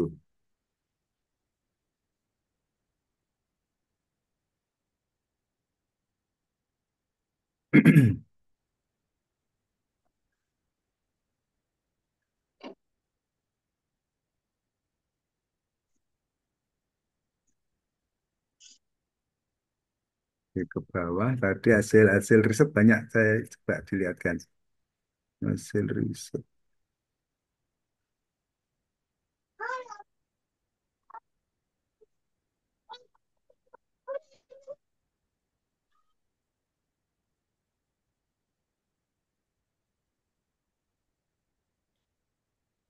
Hmm.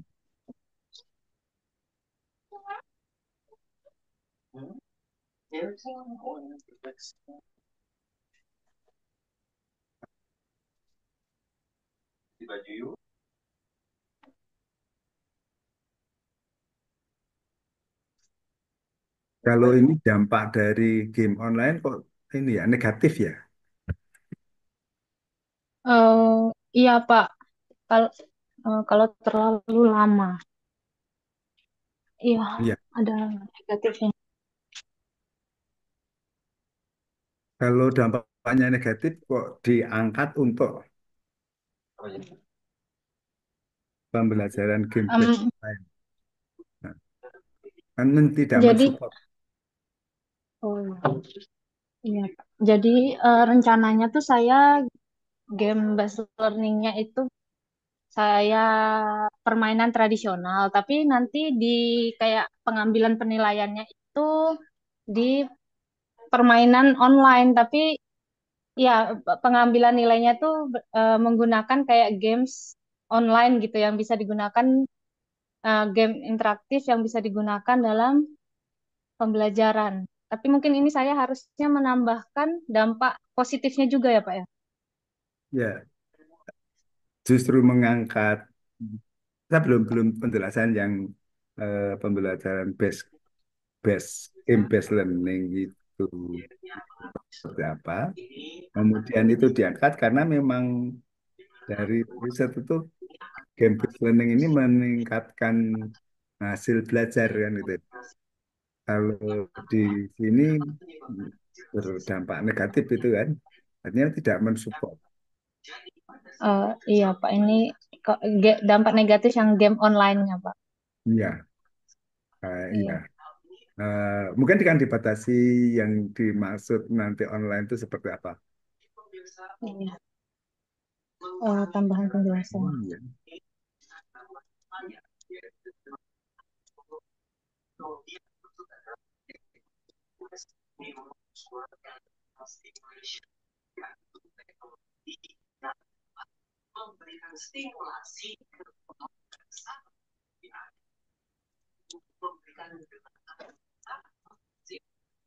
Kemudian materinya bangun ruang.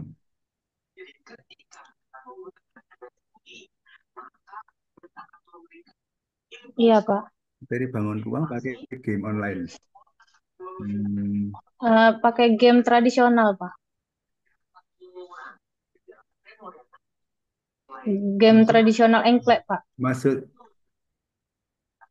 engklek, Iya, engklek bangun ruang ya. Engklek itu kan itu kan, iya. sudah manda gitu ya. Yang lompat, iya Pak. Sudah Sunda manda Manda. yang engklek ingkling pakai kaki satu gitu ya. Iya Pak. Kok jadi bangun ruang? Kan dia ini Pak, apa tuh kotak-kotaknya itu kan bisa kita gunakan pakai jaring-jaring bangun ruang.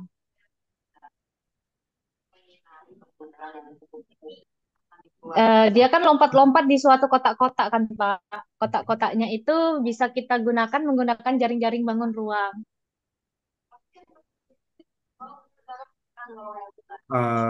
Kotak-kotaknya kan itu di bidang datar, bangun datar. Kalau Iya, jaring-jaring itu lain dengan maksudnya jaring-jaring kubus, jaring-jaring balok gitu. Mungkin dibawa ke sana maksudnya ya. iya Pak. Oh, itulah saya tadi kayaknya kurang mengena. Oh gitu ya Pak. Iya, Iya. iya. Kalau larinya ke sana itu nanti makanya kok bangun ruang kok pakai gini.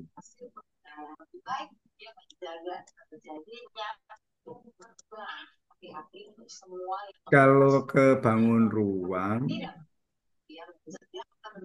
hmm, kalau engklek ini kan bangun datar jadi bukan. Memang kota-kota, tapi nggak bisa mungkin banyaknya kota sama dengan 6 gitu bisa jadi.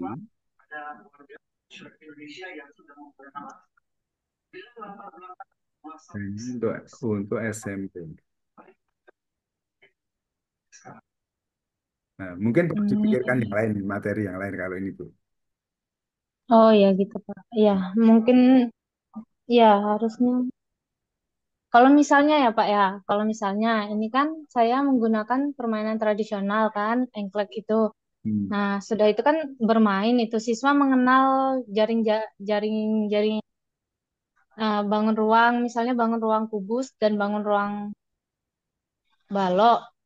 Sudah itu di dalam kelas saya memberikan penjelasan lebih lanjut menggunakan em, memberikan penjelasan lebih lanjut menggunakan visualisasi tambahan gitu supaya siswa bisa mengerti. Itu gimana Pak? Atau ganti aja materinya? Saya rasa ganti itu. Mau ganti ya Pak ya? Iya. Karena tidak terkait. Ini engkleknya itu di lantai, di gambar-gambar gitu kan. Mm-mm, iya Pak. Sementara baloknya disusun kan dengan potongan-potongan persegi atau persegi panjang menjadi balok kubus.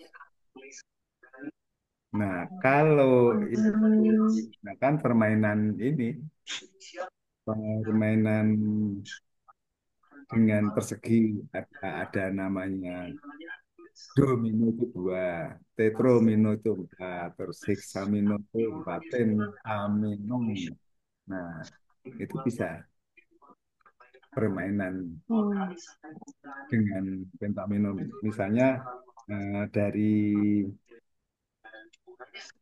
bus, bus tertutup itu kan kalau dibuat jaring-jaringnya kan banyak itu modelnya yang berbeda-beda. Modelnya iya Pak. berbeda kalau tidak salah ada 11 atau 10 gitu ya. Nah, Itu bisa dibuat game online-nya, tetapi ternyata bagaimana itu dirangkai menjadi kubusnya. Tapi kalau ini engklek dikaitkan ke sana, eh, belum belum tepat ini. Ah, iya Pak, baik Pak. Ya, Hmm. ya itu tambahan. Ya, ya, Oke. ya, baik Nanti Pak. sambil ini kan Iya, sambil iya. ya. Silakan dari Bapak Kalau Ibu yang lain ada mau memberikan saran. Oh, harus baiknya begini, Bu. Baiknya kan gitu. Iya. Mau nanggapi, mau menanggapi sedikit. ya Pak. Iya, mau Bu Sola ya. Eh, Iya mau Pak. mau bertanya dulu yang pertama kan, mengapa ini mengambilnya Sinkarolus gitu? Ya itu ya.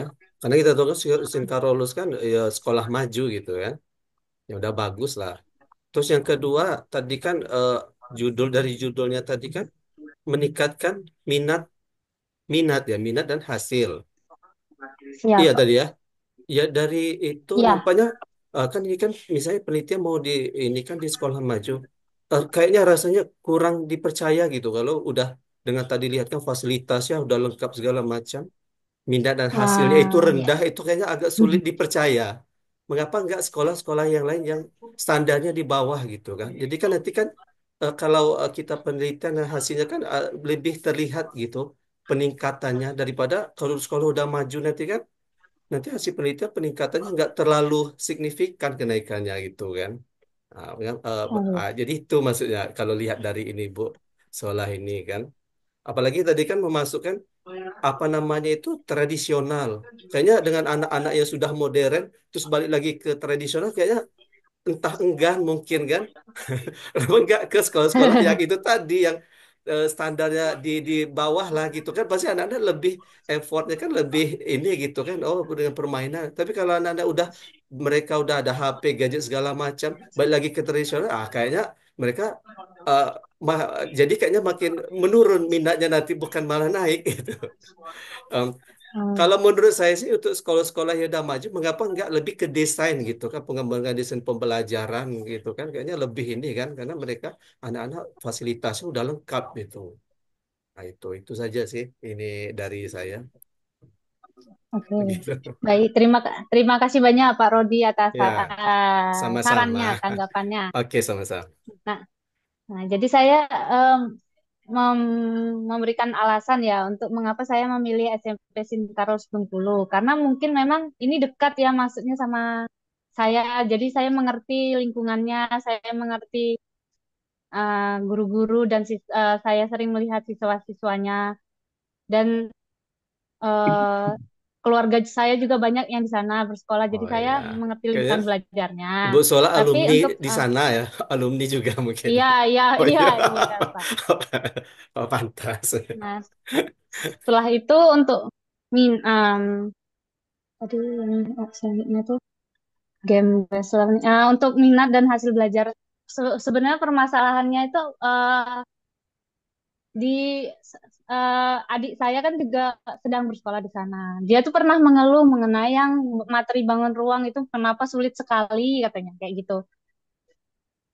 Terus untuk sulitnya di mana? Dia tuh bingung untuk memvisualisasikannya. Memang ada guru-guru tuh memberikan materi itu menggunakan media pembelajaran. Namun siswa tuh mungkin masih kesulitan seperti itu untuk memecahkan masalahnya.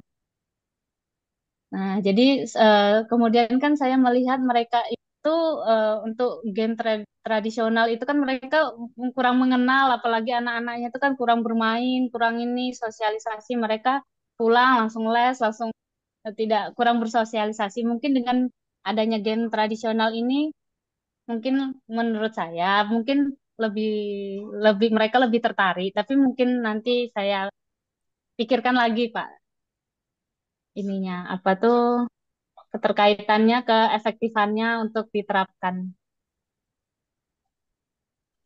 Ya, terima kasih juga sarannya untuk mungkin pengembangan desain ya. Mungkin nanti saya pikirkan lagi apakah saya mau berganti ke sana, pengembangan desain pembelajaran. Baik, terima kasih Pak Rodi. Oke, oke, sama-sama. Ya, Ya, mapnya bagus itu. Memang tadi di awal memang belum melakukan observasi, memang belum itu. Iya, kemudian game tradisional terus belajar lagi. Sementara dia tidak meninggalkan zaman now. Artinya itu ada kesulitan tersendiri. Ya, iya, lebih lanjut ya. iya. Ya, Oh ya, Pak, saya oke. ingin bertanya, Pak. Baik, ya, ya, silakan. Nah, saya tuh kan, ya saya masih mikir, masih mau melihat tambahan-tambahan cari referensi. Nah, kemarin tuh kebetulan tuh saya melihat satu game online gitu, Pak. Nah, bukan game online, game online berbasis yang bisa diterapkan di pembelajaran. Nah, itu sepertinya saya menarik. Nah, apakah itu tuh maksudnya untuk penelitian kuantitatif ya, Pak? Itu bisa misalnya bisa digunakan. Jadi menggunakan game seperti itu, terus di penelitian kuantitatifnya itu kita melihat apakah ada peningkatan minat dan peningkatan hasil belajar. Kita kan kalau di penelitian kuantitatifnya kan melihat itu ya Pak, peningkatan minat dan hasil belajarnya ya Pak. Kalau saya tuh mikirnya apakah itu nanti ke penelitian pengembangan, jadi mengembangkan gamenya, seperti itu Pak. Jadi saya bisa nggak Pak itu untuk penelitian kuantitatif? Oke. Ya, pada dasarnya bisa ke pengembangan itu mengembangkan produknya atau pengembangan apa produknya karena belum ada. Kalau yang ke Iya, kuantitatif bisa, artinya itu tinggal me, kan sudah ada, tinggal akan digunakan untuk meningkatkan itu bisa, untuk memberikan iya, satu bisa, dua-duanya bisa. iya. Oh, oh ya Pak, baik Pak. Berarti nanti kalau di kuantitatif kita lebih fokus ke apakah game ini bisa meningkatkan hasil belajar siswa dilihat dari nilainya gitu ya Pak ya?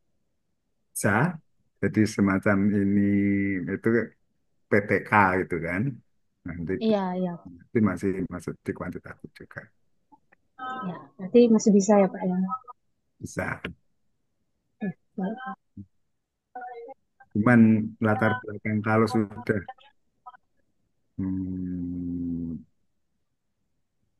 sudah bagus, hasil belajar sudah bagus, artinya nggak ada gap lagi kan? Iya Pak. Itu yang Nanti perlu soal ya, dilihat lagi, diobservasi. baik Pak. Ya, ya cukup, Bu Sola. Terima kasih ya. Iya Pak. Nah, itu untuk diskusi kita. Oke, baik. Saya pikir cukup ya untuk pertemuan hari ini. Nah, nanti selamat ketemu di next week ya. Sekarang tanggal 7, minggu depannya. Ada yang mau ditanyakan sebelum kita akhiri? Pak, untuk minggu depan itu kan kami matematika sekolahnya kemarin dengan Pak Saleh. Berarti untuk matematika sekolah minggu depan itu sudah sama Bapak? Oh, sudah dengan saya. Oke, siap ya. Nanti dikasih tahu ya. Nah, ya Pak. Sebenarnya mudah-mudahan jangan tumburan. Ya Pak. Iya. Sudah dengan pasarnya sudah selesai berarti. Minggu ini terakhir, Pak. Oh, minggu ini terakhir. Oke. Cek, Pak, Oke, nanti iya, mau bertanya dikit nih sebelum selesai ini, sebelum ditutup. Jadi misalnya untuk iya. kalau kita itu penelitian, tadi kan ada eh, memakai motivasi kan seperti Bu Lina tadi. Saya juga kan. Maksudnya Hmm. kalau motivasi saja, misalnya berdiri sendiri, atau harus dengan hasil belajar gitu. Karena kalau motivasi saja kan nggak terlalu nampak ininya, apa harus dia berbarengan dengan hasil belajar, prestasi belajar, motivasi dan hasil belajar maksudnya, motivasi dan prestasi belajar. Harus seperti itu Pak ya, biar kelihatan gitu kan Oke. ininya. bukan biar kelihatan. Iya, Artinya kelihatan motivasi hasil saja pun, hasil belajar motivasi. saja boleh. Oh, Hanya boleh. itu karena hanya satu apa variabel eh, Mm-mm. terikat, Yang gitu. hanya mengukur itu. Itu untuk misalnya nanti untuk ke PIPM. Tapi kalau untuk Mm-mm. tesisnya nggak cukup, harus Mm-mm. ditambah saya. Ya, masalahnya kan kalau dia motivasi saja, ukurannya itu nanti di akhirnya itu Nah, kalau gimana ya? motivasi, Mengukurnya kalau dia motivasi saja gitu. kalau motivasi kan harus ada menggunakan ikat kan, Oh ya, jadi instrumen. Instrumen itu juga kalau belum ada harus itu dilakukan validasi, ya terukur. Nah, begitu. validasi dari alat itu sehingga terstandar untuk dipakai. Gitu. Berarti nanti ke kualitatif dia jatuh kalau misalnya motivasi itu, bukan Lain lagi, kuantitatif. Iya, lain. iya, iya, Ya, kualitatif berarti ya jatuhnya. bukan. Kualitatif itu kan beda dengan kuantitatif. Tetap itu Oh, kuantitatif. oh gitu. Berarti Iya. masih kok ranah kuantitatif dia ini ya. Oke, Iya. Pak. Oke. Iya. Cuman memang susah nanti kalau sudah ke eh, motivasi mengukurnya ini. Iya, Ya sebenarnya sama sih. Yang paling mudah kan eh, kalau matematik ya hasil hasil belajar. belajar saja saya rasa. Kognitif ya, Iya, kognitif yang paling paling gampang. Tapi secara secara akademik, secara keilmuan ya itu bisa dilakukan. iya, iya. Ya, baik. Masih ada? Untuk kami yang belum nih berarti minggu depan ya Pak. Ya, pokoknya Belum disiapkan. Tatap muka. kebagian, belum kebagian Di presentasi. tatap muka. Tatap muka ya. Suruh Iya, maju aja nanti presentasinya, Pak. udah siap tapi nggak kebagian. Iya. Hmm. Oke, Jadi kami yang sama Siska nanti tampil lagi gitu, Pak. Kami Presentasi dulu lagi. Pak Robi. Oh, enggak, iya. Kami ini yang belum dulu. Enggak, Iya. apa kami perbaikan aja gitu, perbaikan mau aja. perbaiki. Ah, ya, Nanti oke. perbaikan justru di situ tidak berarti kalau sudah tampil itu maka tidak ada yang benar salah. Yang sudah ini kekurangannya apa Oh, itu. diperbaiki yang itu. Ya, ya. Siap. Ya. Oke, baik Bapak Ibu cukup sampai di sini ya. Ya, Pak. Pertemuan kita. Terima kasih atas waktunya. Assalamualaikum warahmatullahi wabarakatuh. Waalaikumsalam Waalaikumsalam warahmatullahi Waalaikumsalam warahmatullahi warahmatullahi wabarakatuh. wabarakatuh. wabarakatuh. Makasih, Ya, Pak. Foto, foto Pak. dulu, Pak. Itu dulu. Kasih, Kita Pak. foto dulu. Oh, foto dulu. Ya, Nah, seru. oke. Siap ya. Satu, dua, tiga. Nah, Ibu Lina hilang. Bapak Siapa yang tadi? hilang. Oh, Bapak, Bapak. Bapak yang hilang. bapaknya yang hilang. Aduh. Aduh, Aduh, aduh, belum aduh. foto. Oh, biar aku. Kita aja. Aduh, sudah ada tadi sih. Udah, Udah jadilah sempat berarti tadi. saja. Nah, nah. Udah kita aja sekali lagi. Oke, oke siap ya. Satu, dua, tiga. Oke, gaya bebas. Gelapnya. Iya. Bebas. Iya. Nah, Bu Lina Purnama, agak lebih bisa tadi blur tadi ya. Jangan bergerak Belum ya. tadi Siap. tuh. Ya, Oke. tadi Bebas bergerak ini. tadi blur. Oke, bebas dulu. Satu, dua, tiga. Oke, sekali lagi ya. Gaya Apa formal. lagi nih? Oke, Gaya Gaya formal. feminim. formal. Formal. Oke, satu, dua, tiga. Oke, dah. Udah, Kawan-kawan, jadi minggu bagaimana? depan Hah? Ibu Hanifah gimana kita? Ya, coba hubungi Tahu udah dulu sih. pulang belum? Ya, kalau bisa pas Kamu kerja masih lanjut. stop dulu. Oh Stop iya iya record iya iya. dulu. Iya. Stop record.